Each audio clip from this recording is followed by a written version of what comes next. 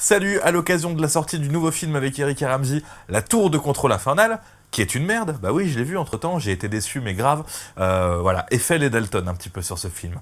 Donc à l'occasion de sa sortie, j'ai décidé quand même de me refaire doucement mais sûrement l'intégrale des films avec Eric et Ramsey dans les personnages principaux. Là, je vais parler du film Double Zéro. À ma connaissance, c'est le deuxième gros film avec Eric et Ramsey qui est sorti juste après La Tour Montparnasse Infernale. C'est-à-dire que La Tour Montparnasse Infernale avait quand même été un succès, en tout cas critique, au sens où les fans d'Eric et Ramsey ont aimé, et les gens se sont dit, ouais, quand même, il est marrant, ce petit duo. Eh bien, il y a eu un film, Double Zéro, avec un petit peu plus d'argent, produit par Thomas Langman, et adossé à une grosse société de production. Donc voilà, un film avec beaucoup d'argent, un film que j'avais détesté au cinéma, mais pourtant, aujourd'hui, quand je le regarde, et bah franchement, j'adore, je suis prêt à le regarder plusieurs fois, comme ça, de temps en temps, parce que, oui, finalement, c'est un bon film qui mélange assez bien le côté gros film avec des gros moyens grâce au studio de production et le talent d'Eric Ramsey qui n'a pas forcément besoin d'argent pour être bon, mais qu'il faut toujours canaliser, et c'est ce qu'a réussi à faire quand même pas mal le réalisateur du film, Gérard Pires, qui avait fait, me semble-t-il, Taxi 2 et qui est un petit peu un spécialiste pour faire des comédies d'action, on va dire. Il avait ce talent-là, alors je sais pas s'il a fait beaucoup de choses depuis, mais en tout cas, on peut lui reconnaître que ce soit dans Taxi 2 ou dans ce film-là, Double Zéro, il arrive à faire une comédie d'action assez crédible, ou en tout cas mélanger l'action et l'humour d'Eric Ramsey. Alors pourquoi j'aime bien ce film aussi et qu'avant je l'aimais pas?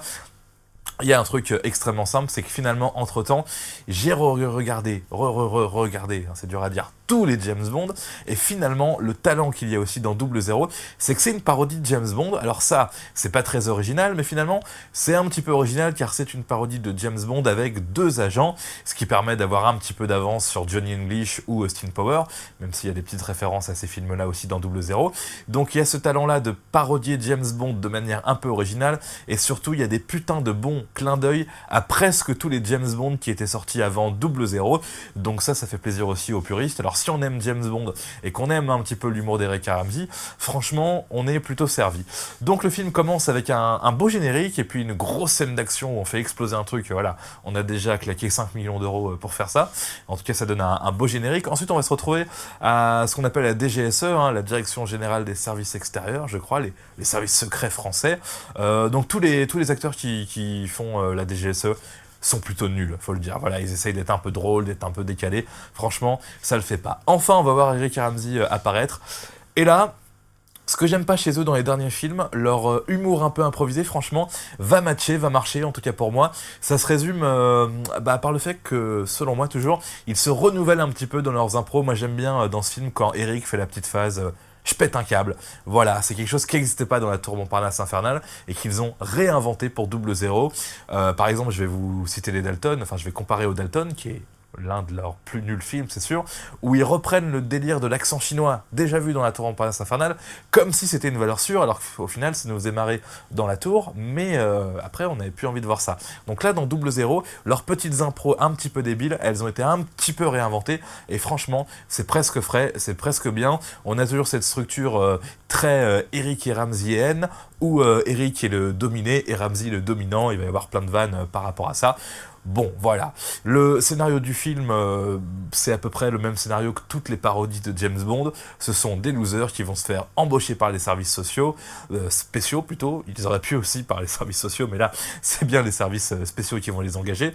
Ils les engagent histoire de faire foirer une mission. C'est un peu la guerre des polices, vous voyez. Et donc, ils vont faire n'importe quoi. Et ça va donner franchement un film assez correct au niveau scénario, avec vraiment cette structure James Bond où ça va voyager. Ils vont partir à Monaco, où ils vont devoir retrouver un agent à eux sur place avec une histoire de mot de passe. Ça donne une petite scène là pour le coup qui est assez loupée par rapport à ce qu'on peut faire aujourd'hui.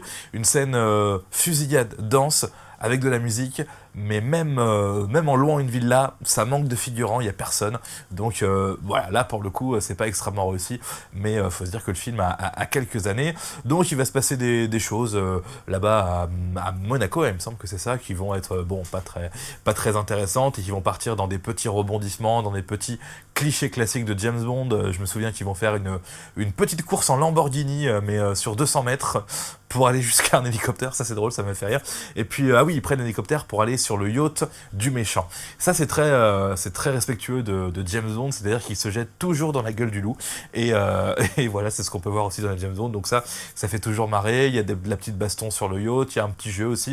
Et il y a Edward Baird. Alors, quand j'ai vu ce film-là, je m'étais dit, putain, Edward Baird, qu'est-ce qu'il est parti foutre là-dedans? Mais finalement, ça le fait. Edward Baird dans ce rôle de méchant extrêmement atypique, le mal. Voilà, ce qui donnera un petit jeu de mots un petit peu plus tard dans le film par Eric, qui me fait encore rire aujourd'hui. Donc ils vont faire quoi? Ils vont atterrir sur le yacht du méchant, et puis là, ils vont se faire repérer, il va essayer de les tuer, mais ils vont s'enfuir, et puis tout ça va se finir à la Jamaïque, comme dans les James Bond. Ils vont retrouver un agent des services secrets sur place, qui est extrêmement drôle. Voilà, c'est un ancien agent qui n'a pas travaillé depuis longtemps, et ça aussi c'est exactement ce qu'on peut voir dans les films James Bond.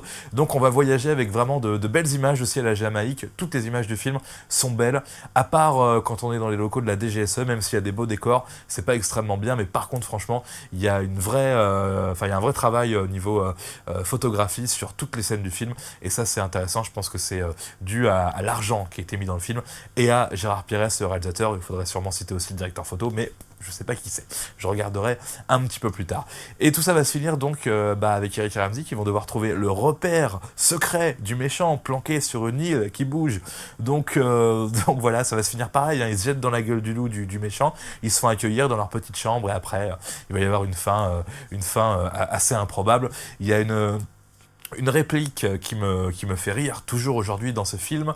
On a nos deux héros qui arrivent sur l'île secrète du méchant, et là ils tombent sur un mec qui est perdu là-bas depuis des années, armé d'une noix de coco, et ils ont des armes. Ils disent pose cette noix de coco, pose cette noix de coco, et en anglais après put this coconut down. Je le fais très mal évidemment, mais voilà. Alors là ça fait rire personne parce que je le fais, ça fera rire peut-être personne aussi quand Eric et Ramsey le font, mais si vous aimez Eric et Ramsey, vous aimerez cette réplique. Donc franchement, 00, je trouve que c'est un film qui ne devrait pas oublier les deux, là, Eric et Ramsey. Franchement, c'est bien meilleur que Seul Tout, je trouve. C'est bien meilleur que La Tour de Contrôle Infernal, c'est bien meilleur que La Police d'État, et c'est évidemment bien meilleur que La Tour de Contrôle Infernal. J'espère que parmi vous il y en a qui l'ont pas vu, 00. Franchement, regardez-le, ça vaut le coup. Je pense qu'il se trouve très facilement pour pas très cher. C'est le genre de film à 2 € chez Easy Cash, et encore on peut le négocier, je pense. Je sais pas pourquoi, mais enfin bon, je sais pourquoi, mais je vais pas m'étendre là-dessus.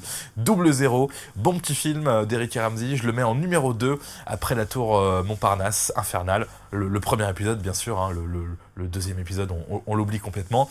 Et puis en numéro 3, bah, je sais pas, je suis en train de tout regarder en ce moment, et je pense qu'en numéro 3, peut-être à la Police d'État, ou Seul Tout, ou Steak, qu'il faut que je regarde aussi. Et le pire dans tout ça, c'est qu'il faut que je me dise que je vais sûrement parler des Dalton dans pas longtemps. Il faudra sûrement que je regarde les Dalton, et ça, pas facile. Voilà, Seul Tout, 00, pardon, je le recommande. Allez, salut!